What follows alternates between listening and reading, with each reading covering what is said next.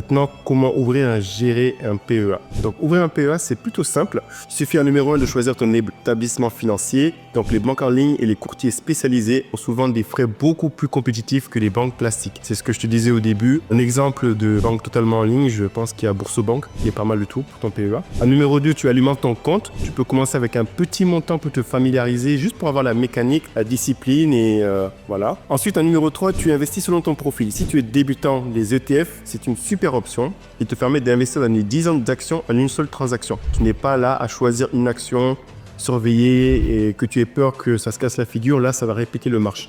En 4, gère ton portefeuille et suis régulièrement les investissements. Mais évite de paniquer s'il y a des fluctuations parce que vraiment, ce que tu dois faire comme vision, comme tu dois avoir comme vision, c'est le long terme. C'est vraiment la clé du succès. C'est-à-dire que très souvent, on associe toujours tout ce qui est bourse, je le répète dans mes vidéos, au trading. C'est pas du tout ça. C'est pour les professionnels et c'est une toute petite partie. En tant que particulier qui veut gérer ses finances, le long terme, c'est la clé. Et les ETF, c'est un excellent moyen de répliquer des indices comme le S&P 500, les 500 meilleures entreprises américaines.